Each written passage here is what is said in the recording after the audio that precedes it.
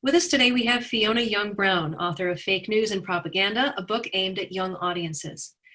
She has appeared in numerous magazines such as BBC Earth, Atlas Obscura, and Mental Floss, and has written over a dozen books on everything from food and travel to aviation and great apes. Welcome, Fiona. Thank you. Thank you for having me. You've written 2 books for young adults that deal with disinformation. Why did you write about these topics for this particular audience?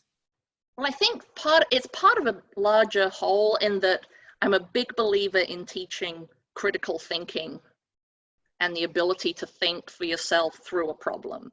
And those are the kind of skills that I think are, whether you're in a math class, a science class, English literature, or in this case, some kind of media literacy, developing those skills is never going to be a waste of time. They will always be useful. And so being able to look at something, analyze it, ask where it came from is just an excellent skill to have. But more importantly, in terms of the media literacy, why middle school? I think, again, I think it's better to teach it so that at an earlier age, before they go to college. I think once we get to college, a lot of times, we already have that kind of undergrad attitude of I know everything, which I know I certainly did. And I think then they're learning a lot then, but this makes their life so much easier if they have already learned how to analyze, how to make sure that they don't hand in that first term paper and the professor gives it back and says, wait, you can't use somebody's personal blog as your expert source. And so I just think it's one of those skills that can play over in so many areas. When do you think we should begin media literacy education, and what elements or what do you think media literacy curricula should include? As with all subjects, depending on how you teach it, you can start introducing aspects of it quite early.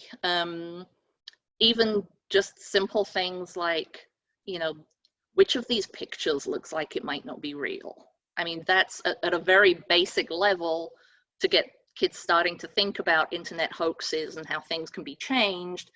Just something as simple as that. And let's look at that. Let's talk about that.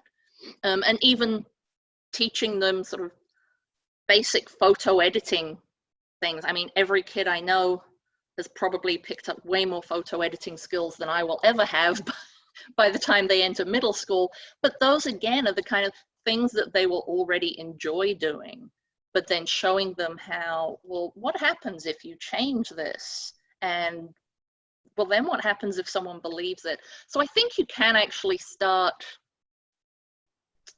talking about it in elementary school and middle school, and then sort of take it from there, develop it more, again, tying it in with what issues are concerning to the kids at their particular age, what things are bothering them. Again, keeping it relevant and trying to tie the skills in that way. In terms of how would I teach it, I would defer to the teachers for that. In your book, Fake News and Propaganda, you give us some great practical steps for detecting fake news. What advice would you give to people who struggle to tell fake or disingenuous content from actual news? The one thing that I always start with is look at the source. And that's not always going to tell us everything, but at the same time, it's always a good starting point. Look at the source. Where did it come from? Obviously, if the example I used to give some of my students, if you're going to cite this article saying that this new drug is absolutely fantastic and can cure everything, but the article was written by the company who invented it, then what do you think about that? Do you think they're going to be a little bit biased? Now, how about if it was written by a competitor and they're telling you it can't do anything? So looking at the source and starting to think, and another thing that I realized, it sounds so simple, but I think so often we don't notice it, is that advertising materials and news materials have now become so sort of intertwined in a lot of ways. And when we're looking at news sites and so on, that so often you can read a story and then notice in one tiny corner it says advertorial, and you suddenly realize, wait, this isn't actually a reported news story. But then you wonder how many people have actually noticed that, because it's become so difficult to discern between the two a lot of times. In your book, you state that, quote, and I love this quote, "When the free press is silenced through threats of being fake, it is not just information that is distorted, but democracy." Can you explain a little bit more what you mean by that?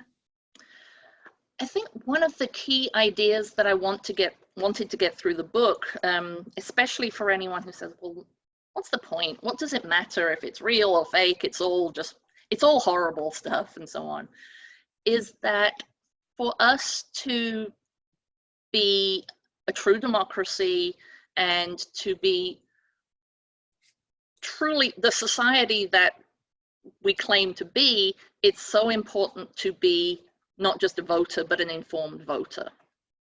And so part of that information is having access to different opinions, to news stories, to journalism and so on.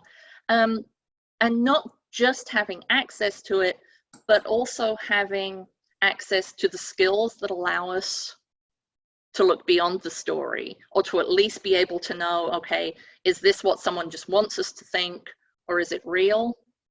And so being able to look beyond that, I feel as if we're not informed and we can't trust, that's another part of it, being able to trust those sources, then we can't in turn consider ourselves truly informed about social issues, economic issues, and so on.